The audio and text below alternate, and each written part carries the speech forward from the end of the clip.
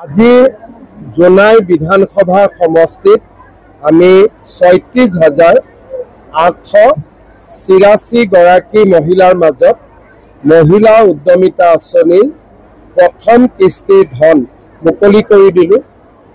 এই টকাৰ সদ্ব্যৱহাৰ হ'লে পৰৱৰ্তী কিস্তি হিচাপে আই মাতৃসকলে ২৫,০০০ টকা লাভ কৰিব আৰু ২৫,০০০ টকাৰো সদ্ব্যৱহাৰ হ'লে আই মাতৃসকলে ৫০,০০০ টকা লাভ কৰিবলৈ সক্ষম হ'ব। কালি পুলিচৰ সাব ইন্সপেক্টৰ ৰিজাল্ট দিব আৰু এডিআৰই পৰীক্ষাৰ তৃতীয় বৰ্গৰ ৰিজাল্ট দিব। যোৱাকালিও মই মৰাণ ৰাইজৰ লগত বহিছিলোঁ, ১২ তাৰিখে মটক ৰাইজৰ লগত বহিম আৰু অন্যান্য চুতীয়া জাতিসকলকো মই আলোচনাৰ বাবে মাতিছোঁ, টাই আহোমকো আলোচনাৰ কাৰণে মাতিছোঁ, চাহ বাগিচাৰ লোককো আলোচনাৰ কাৰণে মাতিছোঁ। সমস্যাটো সমাধান কৰাৰ বাবে আমি প্ৰচেষ্টা হাতত লৈছোঁ। ২৫ নৱেম্বৰ তাৰিখে মন্ত্ৰীসভা গোটৰ প্ৰতিবেদন আমি বিধানসভাত প্ৰস্তুত কৰিম। নিযুক্তি যিমান পোষ্ট ওলায়, কালি পৰহিতো নিযুক্তি এলিমেণ্টাৰী এডুকেশ্যনৰ ৰিজাল্ট ওলাব। পদোন্নতিৰ বিষয়টো মই নাজানো, ৰমেশ দাক সুধি ল'ব, কাৰণ পদোন্নতিটোতো খুব সম্ভৱ হেডমাষ্টাৰৰ পদোন্নতিটো হাইকোৰ্টে ষ্টে কৰি থৈ দিছে। আপোনালোকে থানাত এখন এজাহাৰ দি দিয়ক, মই চাই দিম।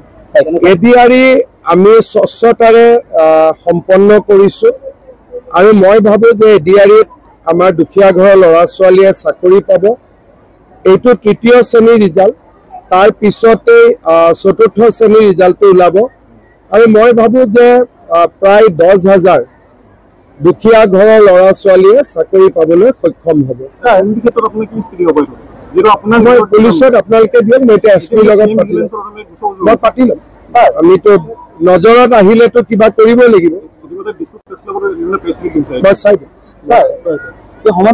আমি কেইবাটাও পইণ্টত সমাধান কৰিছোঁ। অসম অৰুণাচল ৩টা জেগাত সমাধান হোৱা নাই, গতিকে বাকী ৩টাৰ কাৰণে আমি আৰু ২ লানি আলোচনা কৰিব লাগিব।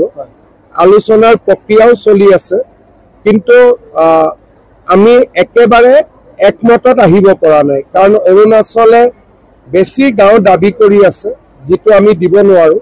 সেইকাৰণে আলোচনাটো অকণমান এই ৩টা জেগাত অকণমান বিলম্ব হৈছে। তাৰ কাৰণ এইটোৱে যে অসমে নিজৰ স্বাৰ্থ সুৰক্ষিত কৰিহে অসম অৰুণাচলৰ সীমা বিবাদ আমি নিষ্পত্তি কৰিব খুজিছোঁ।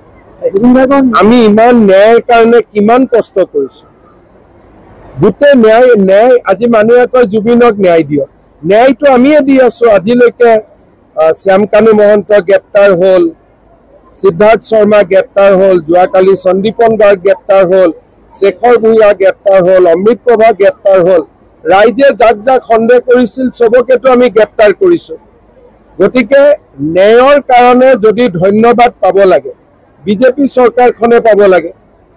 আজিলৈকে কংগ্ৰেছে কাক ন্যায় দিব পাৰিছিল, কিন্তু আমিতো তুৰন্ত ন্যায় দি দিলোঁ আৰু প্ৰক্ৰিয়া চলি আছে। গতিকে আমাক ক্ৰেডিট দিব লাগে, ক'ব লাগে যে আৰু চৰকাৰখন আগুৱাই যাওক, আমাক ধন্যবাদ দিব লাগে। কাৰণ আজিলৈ কোনে আশা কৰিছিল যে ইমান কম দিনৰ ভিতৰতে চবকে এৰেষ্ট কৰি ল'ব। প্ৰথমতেতো কৈছিল নাহিবই, বেইল লৈ ল'ব, জামিন লৈ ল'ব।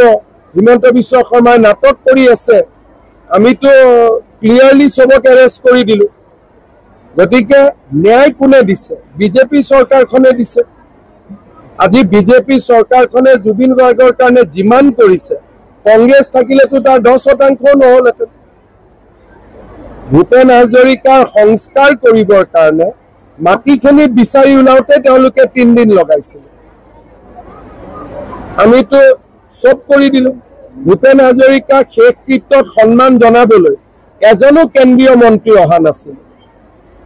গতিকে জুবিন গাৰ্গৰ ক্ষেত্ৰত বিজেপিয়ে যিমান কৰিছে সিমানটোতো ভাৰতত উদাহৰণ নাই ইমান কৰা।